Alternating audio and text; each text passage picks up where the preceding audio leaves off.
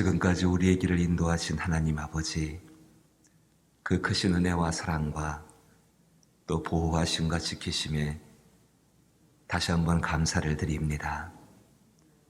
고유의 민속 명절인 구정을 맞이하면서 저희의 마음을 또 새롭게 하게 되기를 원합니다. 변하지 않는 그 인도하심, 우리를 보호하심, 우리를 만족해 하시는 그 하나님만을 의지하고 또 저희가 힘있게 이 땅을 살아가게 되기를 원합니다. 말씀하셨습니다. 항상 기뻐하라고 말씀하셨습니다. 쉬지 말고 기도하라고 말씀하셨습니다. 범사에 감사하라고 말씀하셨고 이것이 너희를 향하신 하나님 아버지의 뜻이라고 가르쳐 주셨습니다. 그 삶을 살게 되기를 원합니다. 진실로 그 삶이 우리 가운데 이루어져서 우리의 선한 목자 되신 하나님과 동행하는 삶이 되게 하시고 그분을 나타내는 귀한 삶으로 우리를 인도하여 주옵소서. 선한 목자 되신 우리 예수께서 함께하여 주시어서 우리의 길을 풍성한 곳으로 인도하시기를 원하옵고 예수님 이름으로 기도하옵나이다. 아멘. 시편 23편 1절부터 3절 말씀 봅니다. 시편 23편 1절부터 3절 말씀.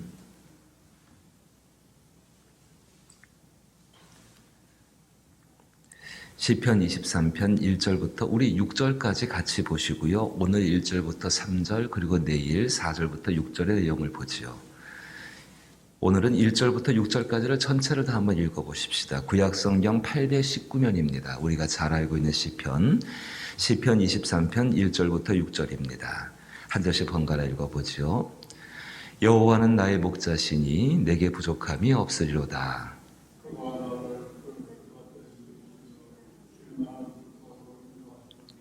내 영혼을 소생시키시고 자기 이름을 위하여 의의 길로 인도하시는도다.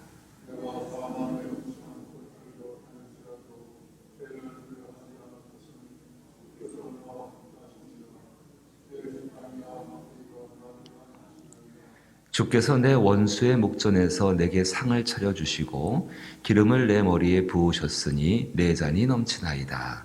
내 평생의 선하심과 인자하심이 반드시 나를 따르리니 내가 여호와의 집에 영원히 살리로다. 아멘. 참 이 시 읽고 묵상하고 생각하고 또 많이 찬송으로도 나와 있지요. 이 시 생각만 하면 참 마음에 따뜻해지고 놀라우신 하나님의 것이 우리 안에 있음을 또 알 수가 있게 되어집니다.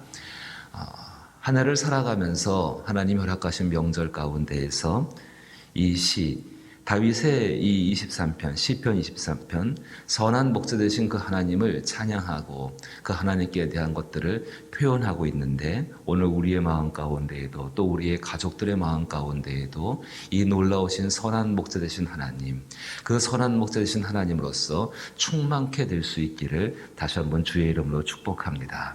우리 오늘은 이 말씀 가운데에서 1절부터 3절의 내용을 보게 될 것입니다. 제가 한번 저랑 다시 한번 번갈아 읽어보시겠습니까? 이번에는 여러분이 먼저 1절을 읽어보십시오. 3절까지 읽을 건데 여러분 먼저 1절 한번 읽어보십시오. 읽습니다. 그가 나를 푸른 풀밭에 누이시며 쉴만한 물가로 인도하시는도다. 내 영혼을 소생시키시고 자기 이름을 위하여 의의 길로 인도하시는도다. 사망의 음침한 골짜기 같은 세상, 이것이 우리가 살아가고 있는 세상이지요. 참 표현이 시인답습니다. 사망의 음침한 골짜기다. 거기에 사망 같은 것이 있고 또 거기 음침함이 있고 골짜기다. 햇볕이 들지 않는 곳이지요. 누구든지 가고 싶지 않은 길이고 그 가운데 있다는 것은 참 괴롭고 힘든 일에 해당하게 됩니다. 인생 살아나가면서 햇빛이 내리쬐는 정말로 좋은 곳, 그런 곳에만 머물 수는 없는 것이 인생의 모습일 것입니다. 베드로서 말씀 보게 되니까 우리가 살아가면서 여러 가지의 시험을 받을 수밖에 없는 일들이 우리 가운데 있을 수밖에 없고 그로 인하여서 잠깐의 고난들이 있을 수밖에 없는 것. 하지만 오히려 기뻐할 수 있는 것은 다른 것이 아니라 우리의 보호자가 되시고 인도자가 되시는 선한 목자 되신 하나님이 함께 하시기 때문에 그와 같은 줄로 아는 것입니다. 사망의 음침한 골짜기와 같은 세상을 살아나가면서 우리 하나님을 보호자요 인도자로 믿고 살아가는 사람들, 바로 저와 여러분들 아닙니까? 그 하나님을 보호자와 인도자로 믿고 살아가는, 우리의 아버지로 믿고 살아가는 그 사람들에게 하나님께서 참된 평안과 그리고 놀라운 것 영생의 삶을 허락하신다는 것이 이 시편 23편의 내용이고 주제에 해당하게 되어집니다. 그러합니다. 정말로 하나님을 신뢰하고 믿고 살아갈 때에 그 하나님 안에서 얻게 되어지는 참된 평안과 무엇보다 중요한 것, 이 세상에 있지만은 이 세상의 방법으로 세상을 사는 것이 아니라 하늘에 속한 사람들, 영생을 가진 사람으로 살아갈 수 있는 길들을 우리는 그 안에서 얻게 된다는 것입니다. 조금 더 구체적으로 보십시다. 그럼 어떻게 하면 이 삶을 살아갈 수 있을 것인가? 첫 번째의 길은 하나님을 묵상하는 삶을 살아가셔야 합니다. 하나님을 묵상하는 삶. 사망의 음침한 골짜기 같은 환경들이 우리 가운데 주어진다고 해서 우리의 생각까지 빼앗길 필요는 없지 않습니까? 환경이 아무리 힘들어지고 절박해지고 어려워진다고 해서 우리 안에서 내가 생각할 수 있는 것조차 그 환경 가운데에 정말로 거기에 묶여가지고 그것에 따라서 생각한다면은 우리는 조금 어리석은 사람에 해당하게 되는 것이지요. 우리의 생각 속에는 누가 계십니까? 이미 그리스도 예수가 계십니다. 내게 주어지는 환경을 따라서 나의 것을 생각하는 것이 아니라 내 안에 계시는 그리스도 그 예수로 말미암아서 내 안에서 하나님을 얼마든지 생각할 수 있다는 것입니다. 깊은 병상의 자리 가운데에서 고통받고 있는 자리 가운데에서도 정말로 힘들지만은 하나님을 묵상할 수가 있습니다. 갇혀있는 좁은 곳에서도 하나님을 묵상할 수가 있습니다. 결박들이 있고 너무 힘들어서 어떻게 할 줄 알지 못하는, 좌로 보아도 우로 보아도 도저히 나갈 길이 없는 그 막막한 상황 가운데서도, 사망의 음침한 골짜기지요. 그 상황 가운데서도 얼마든지 우리의 생각은 하나님을 묵상할 수 있다는 것입니다. 다윗은 그 묵상 가운데 이렇게 고백합니다. 그 유명한 말입니다. 여호와는 나의 목자시니 내게 부족함이 없으리로다. 단순히 우리가 글로써 배운 하나님이 아니라 그 묵상 가운데에서 하나님을 생각함으로 말미암아 그래, 하나님은 그런 분이야. 정말로 하나님은 나의 목자가 되어주시고 내게 부족함이 없는 분이야. 다윗은 자신의 묵상이 하나님께 연락되기를 원하는 사람이었습니다. 이 묵상이 어떻게 나오게 되는가 한번 찾아가 볼까요? 다윗이 이것을 묵상한 것은 다른 것이 아닙니다. 자신이 옛날에 양떼를 돌보던 그 목동이었습니다. 그 어린 나이 가운데 자기에게 맡겨진 양을 돌볼 때에 다윗은 이 양들을 부족하지 않게 하기 위해서, 이 양들을 만족시키기 위해서 정말로 많은 애와 수고를 썼던 사람입니다.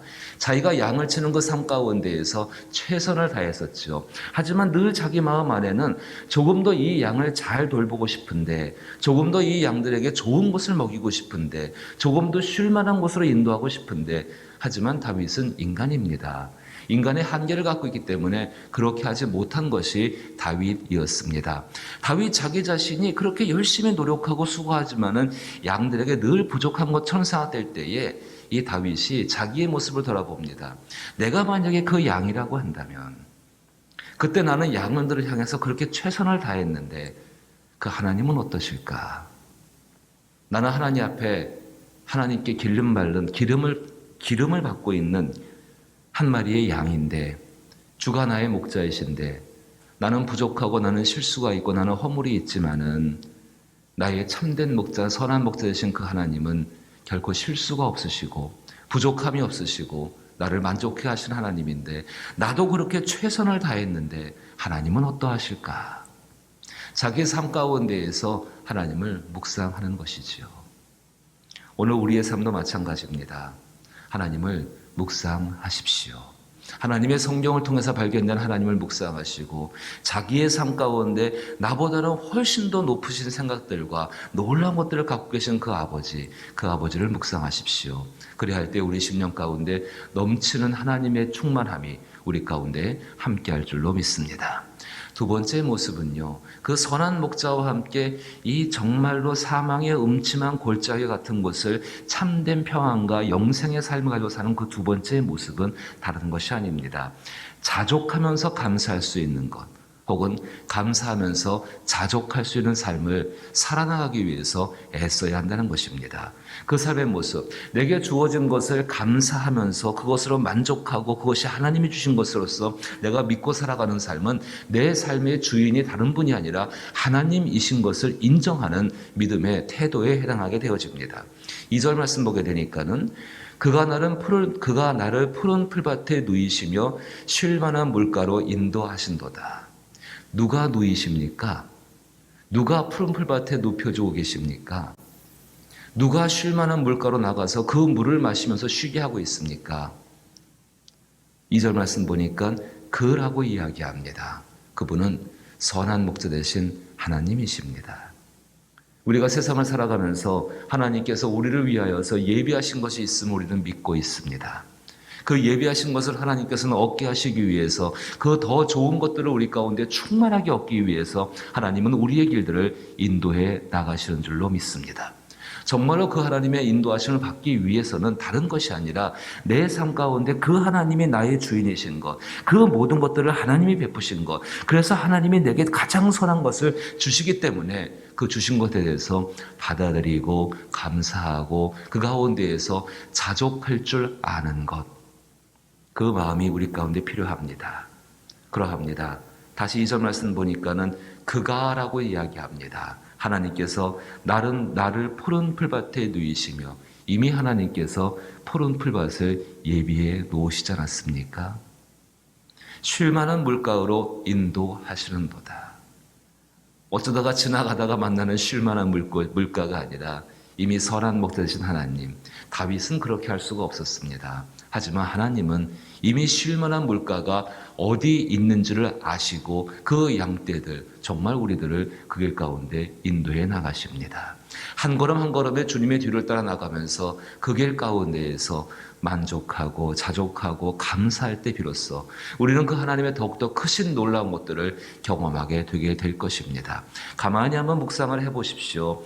푸른 풀밭까지 우리를 인도해 가실 때 그 길이 하나님의 은혜 가운데 한 걸음 한 걸음 지나게 되어지고 쉴 만한 물가에 도착할 때까지 하나님의 사랑들, 하나님이 어떻게 하시는지를 우리가 생각해 나갈 때마다, 그것에 감사할 때마다, 그 푸른 풀밭과 쉴 만한 곳에 이르렀을 때에 더 큰 감사와 더 큰 기쁨이 있지 않겠습니까? 이런 유명한 이야기 한 가지가 있습니다. 한 가지의 간구는 한 가지의 감사를 이룬다. 그러나 한 가지의 감사는 10가지의 간구를 이룬다라는 아주 좋은 표현이 한 가지 있습니다. 우리 삶 가운데 감사함으로 하나님께 구할 수 있는 삶, 모든 상황과 모든 여건 가운데 우리 하나님이 예비하셨음을 믿으며 그 가운데에서 그 좋은 것을 얻게 하시는 그 하나님이 나를 인도하신다. 그 믿음 가운데 감사하며 자족할 수 있는 삶이 될 수 있기를 주의 이름으로 축복합니다. 마지막 한 가지를 더 생각해 보십시다. 3절 말씀 보시면은 내 영혼을 소생시키시고 자기 이름을 위하여 의의 길로 인도하신다라고 말씀하고 있습니다. 내 영혼을 소생시키신다. 세상 살아가면서 특별히 사망의 음침한 골짜기와 같은 지금처럼 이렇게 코로나19라든지 아니 우리 인생의 어려운 문제를 지나가고 있을 때에는 우리 영혼이 위축되기가 쉽습니다. 그런데 우리 믿음의 사람들이십니다. 믿음의 사람들의 영혼이, 우리의 영혼이라는 표현이 너무 어렵다고 한다면 우리의 마음과 우리의 삶의 태도가 위축된다. 활기를 잃어버리는 것이지요. 그 활기를 잃어버렸을 때에 어디서 우리는 그 활기를 얻게 될 것인가가 참 중요하지 않겠습니까? 다른 곳이 아닙니다. 예수를 믿는 사람들에게 생명은 오직 예수님 그분이십니다. 주께서 말씀하셨습니다. 요한복음 14장 6절 말씀 가운데에서 예수께서 이르시되 내가 곧 길이요 진리요 생명이니 나로 말미암지 않고는 아버지께로 올 자가 없느니라. 모든 생명의 근원, 활기를 얻을 수 있는 것, 그것은 하나님이신데 그 하나님께로 나갈 수 있는 유일한 길은 예수님 그분이십니다. 예수님이 나는 길이라고 말씀하시고 나는 진리라고 말씀하시고 나는 생명이라고 말씀하십니다. 세상 살아나가면서 얼마든지 우리의 삶 가운데 가장 소중한 영혼에게조차도 활기를 잃어버릴 때가 있습니다. 그런데 하나님께서는 오늘 말씀하시는 것처럼 내 영혼을 소생시키시고 자기의 이름을 위하여 의의 길로 나를 인도하신다. 의의 길이 어떤 길이겠습니까? 이 세상에서 정말로 온전하신 의 한 분은 그분 예수님밖에는 계시지 않습니다. 이 말은 이런 얘기입니다. 내 영혼이 활기를 잃어버렸을 때, 내 삶이 활기를 잃어버렸을 때 내 삶 가운데에 세상에서는 얻을 수 없는 것으로 나로 하여금 그 활기찬 삶을 살게 하시는데 나를 어디로 인도해 가시는가? 예수께로 인도해 가신다는 이야기입니다. 이것이 우리에게 주어진 은총입니다. 따라서 우리의 삶 가운데에 활기를 얻을 수 있는 삶을 살아갈 수 있는 줄로 믿는 것입니다. 얼마든지 우리의 영혼을 포함해서 우리의 삶이 활기를 잃어버리고 생명력이 없는 무기력한 가운데 있을 수가 있는데 그때마다 하나님의 인도하심을 구하십시오. 바라보십시오. 소망하십시오. 그래야 할 때 정말로 하나님의 놀라운 은혜가 하나님의 성령이 우리를 이끄셔서 그 예수 앞으로 인도하시고 예수가 주시는 우리가 억지로 찾아가는 것이 아니라 그 예수로께로 가까이 감으로 말미암아 얻게 되어지는 놀라운 은혜와 진리로서 우리의 삶을 채우실 줄로 믿습니다. 그 선한 삶을 살아감으로 말미암아 이제 구정으로 시작하여서 또 우리 마음 가운데에는 새로운 한 해가 시작되지요. 이 한 해 가운데에서 놀라우신 선한 목자 되신 그 하나님과 함께 사망의 음침한 골짜기 같은 지금을 지나가면서 참된 평안과 그리고 영생의 삶을 살아갈 수 있기를 주의 이름으로 축복합니다. 주기도문으로 예배 마칩니다. 하늘에 계신 우리 아버지여, 이름이 거룩히 여김을 받으시오며 나라의 임하옵시며 뜻이 하늘에서 이룬 것 같이 땅에서도 이루어지이다. 오늘날 우리에게 일용할 양식을 주옵시고 우리가 우리에게 죄 지은 자를 사하여 준 것 같이 우리 죄를 사하여 주옵시고 우리를 시험에 들게 하지 마옵시고 다만 악에서 구하옵소서. 대개 나라와 권세와 영광이 아버지께 영원히 있사옵나이다. 아멘. 오늘 세 가지를 꼭 기억하셨으면 좋겠습니다. 그리고 명절 가운데 얼굴을 대해서 만나지는 못한다 할지라도 혹시라도 전화하거나 그렇게 친척들을 만나고 또 특별히 우리의 자녀들, 손주분들 만났을 때에 이 꼭 세 가지를 전해줬으면 좋겠습니다. 하나님을 묵상하며 살아가자. 감사하며 자족하는 삶을 살아가자. 그리고 예수님 때문에 활기차지기를 축복한다라고 꼭 전해주셨으면 좋겠습니다. 이것을 위해서 기도할 수 있게 되기를 바라옵고, 이 나라와 이 땅이 주의 은혜 가운데에 다시금 생명을 얻으며 다시금 활기찬 사회가 되게 하여 주옵소라고 기도하시고, 병의 모든 기운들이 다 그쳐지게 하시고, 병과 함께 찾아왔던 어두움들이 생명의 빛 예수로 말미암아서 다 사라지게 하여 주옵시고, 특별히 우리 가운데 병들고 약한 분들, 또 구원받아야 할 영혼들, 또 선교지와 교회들, 또 간절히 늘 기도하는 기도의 대상들, 하나님께 생명의 은혜의 빛이 선한 목자 되신 하나님께서 인도하시기를 위해서 기도할 수 있기를 부탁을 드립니다. 함께 기도하십니다.